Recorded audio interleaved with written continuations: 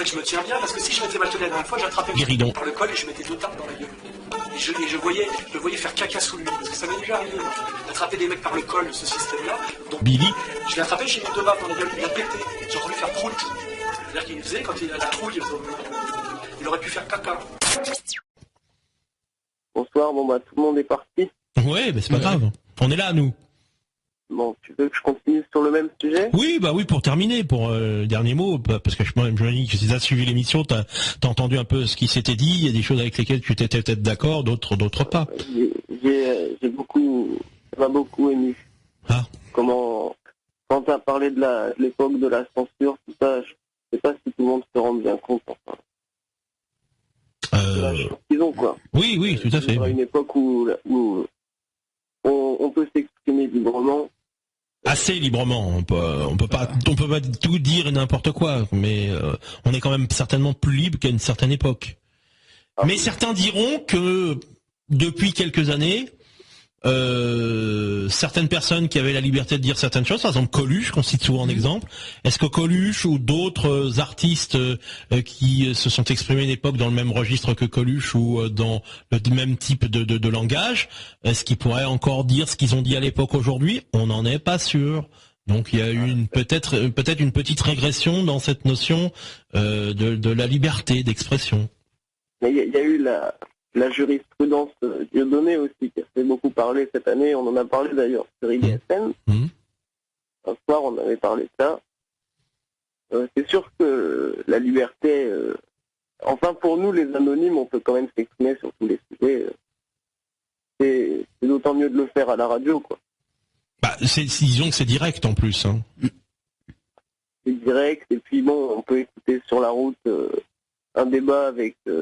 des gens normaux, si je puis dire, pas des experts, toujours les mêmes. C'est de la sociologie. Et puis, moi, je suis sociologue. S'intéresser... Je suis sociologue, je suis écrivain. Il y a peu de gens qui le disent, mais ça faut le savoir. Ok, d'accord.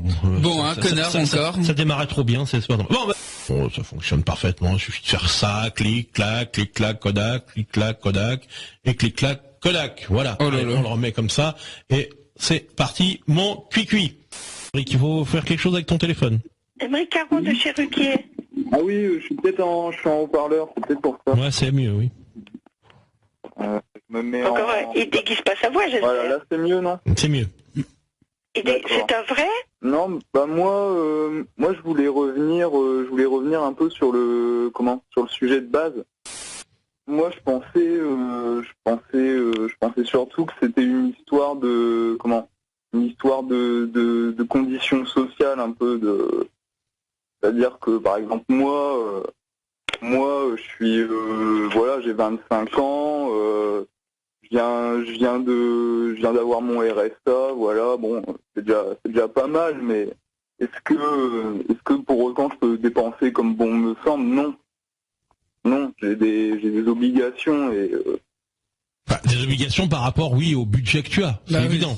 Oui, voilà, en fait, j'ai tellement un petit budget, tu vois, enfin le RSA, voilà quoi, c'est pas ouf non plus. Et moi j'ai besoin de payer mon appart, voilà, j'ai besoin une fois que j'ai payé la bouffe, à la fin du mois, il me reste pas grand chose, tu vois.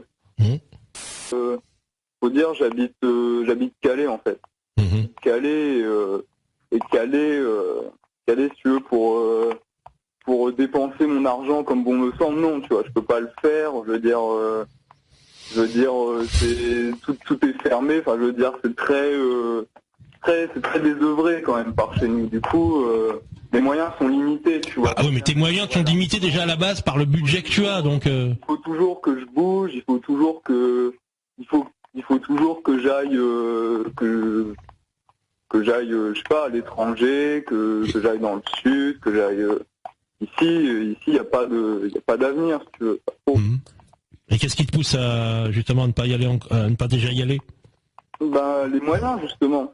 Ça, c'est comme une sorte d'engrenage, tu vois. Tu te retrouves bloqué ici et moi, faut aussi savoir, c'est que je suis un peu nonchalant, tu vois. Enfin, tu dois certainement t'en rendre compte, là, un peu.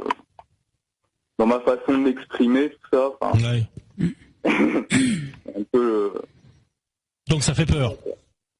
Ouais, ça fait peur, mais en même temps, tu sais, c'est un peu ça maintenant, la jeunesse. On a tous un peu un gros poil dans la main, quoi. On essaye. Ouais, généralise pas. Ne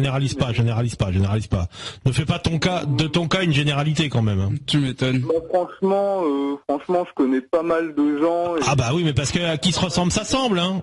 De gens un peu comme moi, quoi. Qui se ressemble, ça semble. Un peu décalé, quoi. Ouais, il y a un peu de ça, c'est vrai, il y a un peu de ça. Ah oui, donc voilà, il suffit de pas fréquenter les gens qui te ressemblent pour peut-être aller vers d'autres personnes qui te pousseront vers le haut plutôt que de te maintenir au niveau où tu es.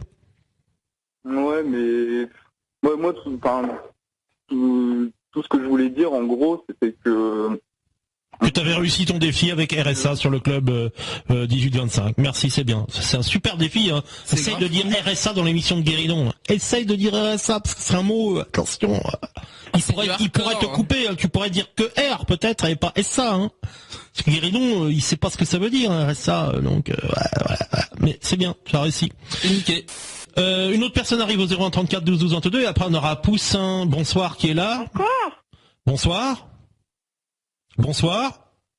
Eh ben non, ça ne répond pas. Mais non, mais Poussin, t'as bien vu comment qu'il est? Pourquoi tu le reçois? Bah il est là, Poussin. Comment il est, Poussin? C'est un gentil Poussin. Bah oui. Voilà. Il fait partie de l'équipe là? Non, il ne fait pas partie. Il nous a dit qu'il ne faisait pas partie de l'équipe. C'est pas parce qu'il allait jeter un œil qui en fait partie complètement. Donc à partir du moment où il se conduit bien à l'antenne, il n'y a pas de souci. Hein.